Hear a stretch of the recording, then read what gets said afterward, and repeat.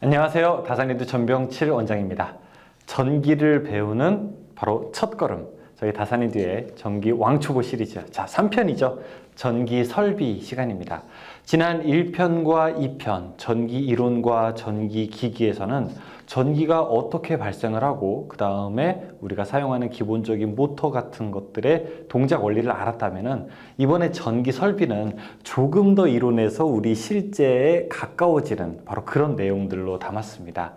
전선, 그리고 뭐 전기 스위치, 그 다음에 조명, 그리고 실제 우리가 사용하는 배관 이런 것들로 내용을 담았기 때문에 여러분께서 아마 공부하시는데 더 체감하기 좋은 내용이 되실 것 같고요.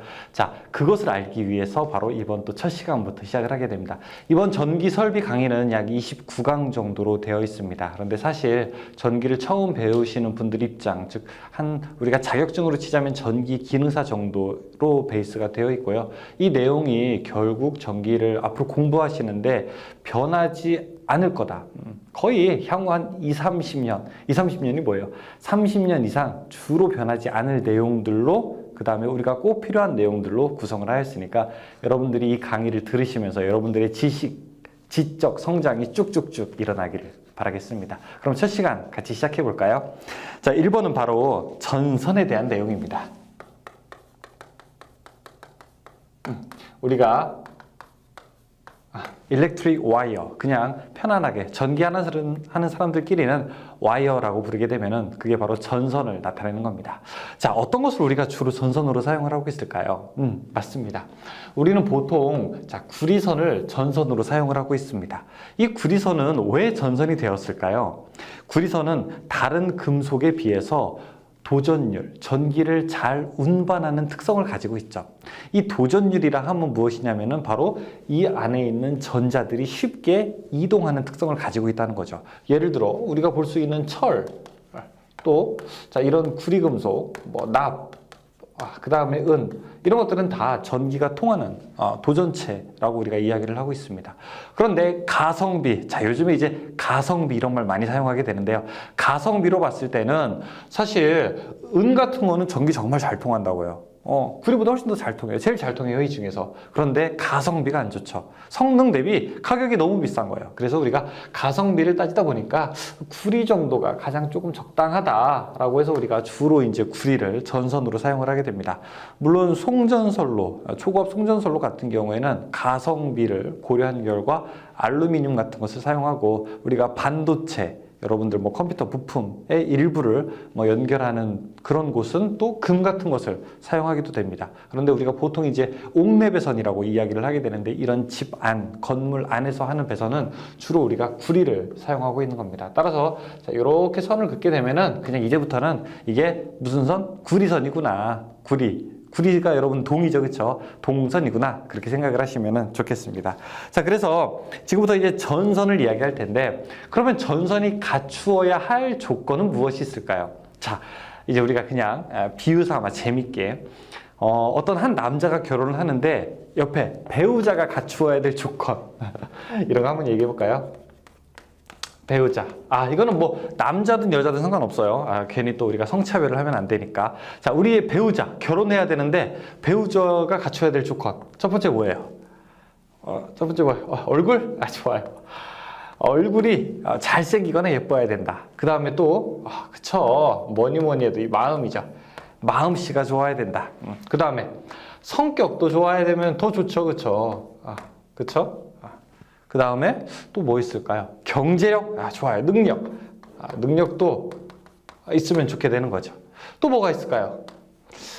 집안도 화목하면 좋겠죠. 그쵸? 집안. 이런 것도 볼 수 있고.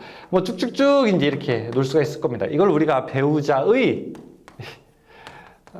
구비 조건?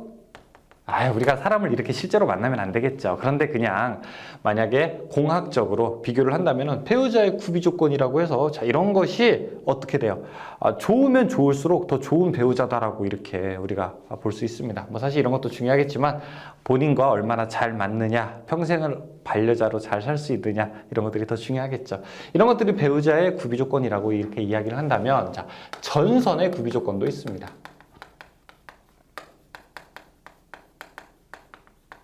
전선은 어떤 능력을 가지고 있어야 될까요? 전선이 기본적으로 갖추어야 될 능력은 뭘까요?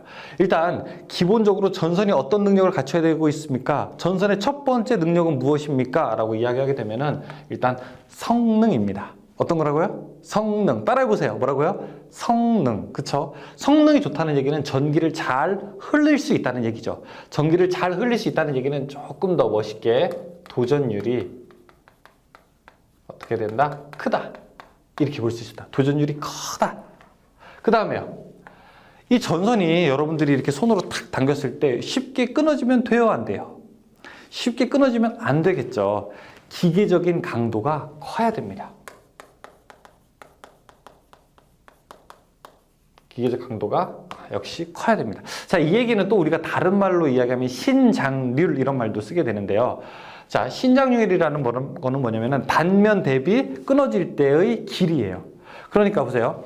어떤 건 여러분, 우리 엿가락 한번 끊는다고 한번 해보세요. 자, 이렇게 엿가락이 있는데, 무른 엿의 경우에는 쭉 하면 이렇게 쭉 늘어나죠. 우리가 피자 같은 거, 그쵸? 피자 같은 것을 쭉 당기게 되면은 쭉 늘어난단 말이에요. 그쵸? 그러다가 어느 순간 되면 뚝 끊어지게 되죠. 그러면은 끊어졌을 때 늘어난 길이가 엄청나게 길어요. 그쵸? 근데 철사 같은 거 한번 보세요. 철사 같은 것을 양쪽에서 잡아당긴다고 한번 생각해 보세요. 철사 잡아당기게 되면 어떻게 되나요? 그냥 뚝 하고 끊어지겠죠? 많이 안 늘어나잖아요. 그쵸? 그러니까 어떤 게 신장률이 크냐라고 하게 되면 엿처럼 길게 늘어지는 거. 끊어질 때 끝까지 버티기려고 하는 거. 서로 끊어지기 싫어가지고 안 돼! 끊어지기 싫어하면서 끝까지 버티는 거. 그걸 우리가 신장률이 크다라고 합니다. 그런데 보통 우리가 신장률이 작은 것보다는 신장률이 큰 것이 더 유용하게 되는 겁니다. 신장률이 크다. 그 다음에 우리가 아까 제가 무슨 얘기 했어요? 가성비 얘기했잖아요. 그쵸? 가성비가 좋아야 된다. 그래서 자, 가격이 어떻게 된다? 가격이 싸다. 경제적이어야 된다. 그 다음에 뭐 내구성, 그쵸? 혹은 내부식성. 잘 부식되지 않아야 되죠. 부식에 버티는 힘이 또 커야 될 겁니다. 그쵸? 그 다음에 가공이 또 용이해야 되겠죠. 그쵸? 가공이 좀 잘 돼야 되겠죠. 뭐 절대 안 잘리는 금속 이런 거면 안 되죠. 전선으로 사용할 수가 없어요. 우리가 적당할 때 구부리고 그 다음에 묶고 서로 연결하고 이렇게 해야 되기 때문에 적당히 또 가공이 또 용이해야 됩니다. 그 다음에 비중이 작아야 되죠. 비중이 작다는 얘기는 무게가 어떻게 된다는 겁니까? 가볍다는 얘기죠. 자, 이런 것들을 우리가 대충 가지고 있는 전선의 구비 조건이라고 볼 수 있습니다. 자, 이런 아주 여러 가지 검증 단계를 통과한 금속이 뭐다? 그것이 바로 가장 적절한 게 우리가 사용하는 구리 전선이라고 볼 수 있습니다. 자, 교재를 보시게 되면 그런 내용이 나와 있죠. 도전율이 크고 기계적 강도가 커야 된다. 신장률이 크고 내구성이 있어야 된다. 비중이 작고 가선이 용이해야 된다. 가격이 저렴하고 구입이 쉬워야 된다. 자, 이런 얘기들이 있습니다. 자, 두 번째. 그럼 이제 전선을 우리가 구분해 봅시다. 자, 어떤 걸로 구분해 볼까요? 첫 번째는 단선과 그 다음에 연선 이렇게 구분을 해 보도록 하겠습니다. 이거는 이제 솔리드 와이어라고 하고요. 연선은 스트랜드 와이어라고 이야기합니다. 연선이라고 하는 것은 여러 가닥을 꼬아서 만들게 되는 거죠. 그래서 전선을 제가 니퍼로 탁 잘랐을 때 단면을 보게 되면, 잘리면을 보게 되면 단선은 이렇게 전선 한 가닥으로 되어 있고요. 연선은 여러 가닥이 꼬여 있는, 자, 이렇게 트위스트처럼 이렇게 꼬여 있게 되는 구조를 가지고 있습니다.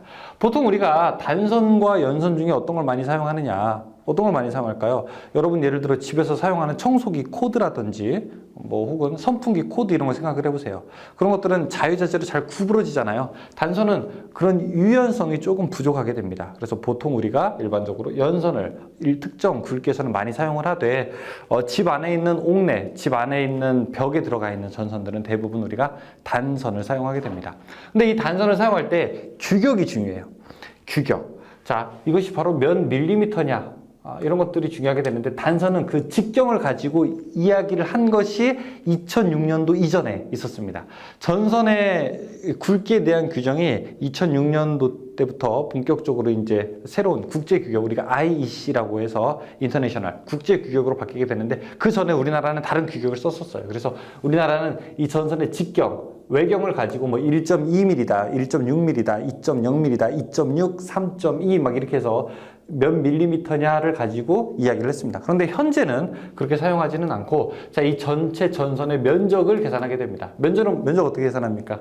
전선 전체의 면적은 파이 R에 제곱 이렇게 되죠. 반지름 곱하기 반지름 곱하기 3.14 하게 되면 전선 전체의 면적이 나오게 되죠. 그렇죠? 그래서 우리가 사용하는 전선은 뭐 1.5 제곱밀리미터, 그 다음에 2.5 제곱밀리미터, 이 제곱 들어가게 되면 면적이에요. 그렇죠? 그 다음에 4 제곱밀리미터. 보통 우리가 이제 제곱이 영어로 스퀘어이기 때문에 1.5 스퀘어, 2.5 스퀘어, 4 스퀘어, 이렇게 또 스퀘어라고도 부르기도 합니다. 그래서 전선은 이렇게 좀 1.5, 2.5, 4 이렇게 쭉쭉쭉쭉 넘어가게 됩니다.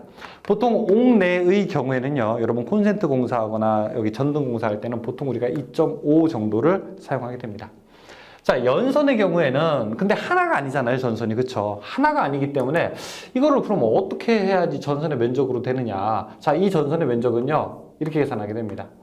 한 가닥의 면적, 요 한 가닥의 면적을 가지고 A라고 하게 되면 A 곱하기 그 다음에 소선의 개수를 하게 되면 됩니다. 만약에 이 하나의 면적이 1제곱밀리미터라고 하면은 7가닥이 되게 되면요, 그러면 7제곱밀리미터가 되겠죠. 그래서 여기서 A라고 하는 것은 소선 한 가닥의 면적이 되는 거고요. 그 다음에 N이라고 하는 것은 소선은 작은 선입니다. 소선의 개수를 가지고 우리가 N이라고 해서 전체 면적을 구하게 됩니다. 보통 이제 연선은 뭐 2가닥짜리, 3가닥짜리 이렇게 있는 것이 아니라 우리가 규정상 7가닥.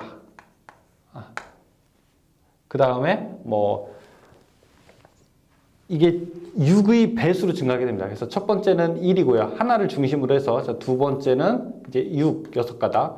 그 다음에 여기 2층째는 6이 12. 그 다음에 3층째는 18 이렇게 넘어가기 때문에 1층일 때는 7가닥이고요. 7에다가 10이 더하게 되면 19가닥. 그 다음에 3층이 되게 되면 37가닥 이렇게 가게 됩니다. 그래서 7가닥, 그 다음에 19가닥, 그 다음에 37가닥. 소선은 이렇게 우리가 증가하게 됩니다. 자, 그 내용이 바로 여러분 교재 아래쪽에 이제 단선과 연선의 단면과 모양을 구분하는 것이 이렇게 구분이 되어 있습니다. 보통 우리가 동선을 사용한다고 했죠. 동선을 사용하게 되는데 이 동선에는 2가지 우리가 또 종류로 나눌 수가 있습니다. 하나는 경동선이 되겠고요. 또 하나는 연동선. 이 경동선이라고 하는 거는 열 처리를 한 번만 한 거. 그러니까 딱딱할 격입니다. 이거는 부드러울 연자를 사용하고요. 조금 어떻게 됩니까? 강도가 조금 높죠. 강도가 조금 높고. 자, 연동선은 경동선에 비해서 이건 열 처리를 2번 한 거거든요. 강도가 어떻게 될까요? 강도가 조금 낮게 됩니다. 비교했을 때, 둘만 비교했을 때. 그래서 보통 우리가 옥 외에 사용하는 것이 경동선이고요. 그 다음에 옥내에서는 주로 우리가 연동선을 사용하게 됩니다. 딱딱한 대신에 조금 단점도 있어요. 단점은 뭐냐면은 전기 저항이 좀 커요. 그러니까 전기를 잘 못 흘려요. 연동보다. 얘는 55분의 1 오hm 제곱밀리미터 퍼 미터가 되고요. 자, 이거는 58분의 1. 이 숫자가 더 작은 거죠. 그쵸? 이건 저항의 크기인데 고유저항 제곱밀리미터 퍼 메타. 이렇게 우리가 나타낼 수 있습니다. 그래서 경동선과 연동선에 대한 종류도 있죠. 그런데 이런 전선의 종류에서는 지금 이야기한 것들에 우리가 대부분 모양은 어떻게 되어 있냐면은, 자, 이 노란색을 구리라고 한번 해보겠습니다. 구리라고 하게 되고요. 이 주변에 둘러싸게 되죠, 물질을. 어떤 거, 보통 우리가 비닐, 뭐 고무 이런 것들로 둘러싸게 되는데, 자, 이렇게 우리가 둘러싸게 됩니다. 왜냐하면 구리는 전기가 어떻습니까? 전기가 통하잖아요. 그렇죠? 그러니까 위험하니까, 자, 이걸 우리가 뭐라고 하냐면은 절연체 혹은 피복, 껍데기 피자를 써서 피복이라고 이렇게 부르게 됩니다. 보통 우리가 사용하는 전선들은 이렇게 돼 있죠. 그렇죠?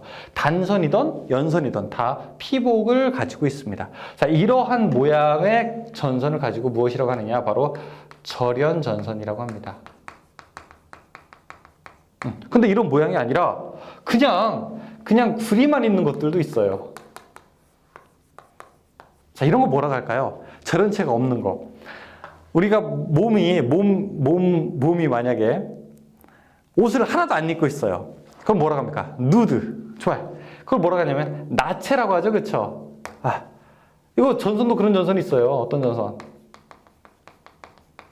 나전선.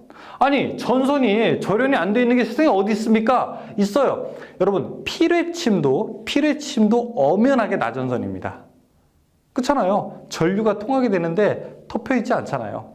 그 다음에 여러분 이렇게 전주를 보시게 되면은 맨 위에 꽃갈콘처럼 돼 있는 서로 연결하는 이런 선이 있어요. 이런 거 우리가 가공지선이라고 하는데 이 선도 우리가 나전선이에요. 혹은 전기 울타리, 목장 같은데, 논 같은데 가축의 침입이나 탈출을 방지하는 것들, 여기 사용하는 전선도 나전선이에요. 그 다음에 왜 우리 영화 같은 데서 보게 되면 이제 교도소 같은 데에서 범죄자들이 탈출하지 못하게 하는 거, 거기에 사용하는 것도 나전선입니다. 혹은 전기 용광로, 이런 거 좀 특수한 장소, 피복을 해봤자 소용이 없어. 어차피 피복해봤자 너무 뜨거워가지고 녹아. 혹은 화학적 성질, 뭐 암모니아라든지 뭐 화학적 성질이 워낙 강한 환경이어서 피복을 해봤자 소용이 없어. 다 녹아 어쨌든. 그러면 그때 사용하는 것들 역시 나전선. 자, 그 다음에 송전선. 여기 철탑이 있고, 자, 여기 이렇게 철탑이 있어요. 요렇게 서로 연결되는 선. 이거를 우리가 ACSR 선이라고 해서 강심 알루미늄 연선이라고 하는데, 이것들도 여러분 자세히 한번 보세요. 이렇게 고속도로 같은 데 지나가다가 자세히 보게 되면은 이게 검은색으로나 이렇게 색깔 있는 걸로 피복이 돼 있지 않아요. 이건 알루미늄으로 되어 있는 나전선입니다. 벗겨져 있는 전선이에요. 그래서 우리가 일반적으로 사용하는 것은 절연 전선이지만 필요와 안전과 경우에 따라서 어떤 거? 이런 나전선도 사용할 수 있다. 그러면 전선의 종류가 뭐 있겠어요? 절연 전선, 나전선, 그 다음에 다른 것들도 있겠죠. 여기서는 이제 다른 거는 조금 이따가 또 말씀을 드려보도록 하겠습니다. 자, 일반적으로 우리가 사용하는 전선에 대한 것들 여러분들이 좀 생각을 하시고, 전선 우리 주변에 많아요. 그렇죠? 뭐 우리가 하루에도 몇 번씩 전선을 만지작거리면서 살아가고 있죠. 하지만 그런 안전하게 우리가 전선을 사용하기 위해서는 전선이 또 얼마나 위험한 것인지도 반대로 알아야 될 이유가 있는 겁니다. 우리가 자동차를 편리하게 사용하는 만큼 자동차가 얼마나 위험하고 우리가 주의 깊게 다뤄야 되는 물건인지 알아야 되는 것처럼 전선도 바로 그러한 맥락에서 시작이 되겠죠. 혹시 만약에 전선을 사용하다가 절연이 조금 파괴됐거나 뭐 책상에 조금 찍혀가지고 이렇게 조금 안에 구리선이 보인다거나 하게 되면은 꼭 적절한 조치를 바로 취해야 되겠죠. 여러분들의 안전을 위해서. 잠깐 쉬었다가 이 이후에 다른 전선에 대해서 조금 말씀을 드려보도록 하겠습니다. 수고하셨습니다.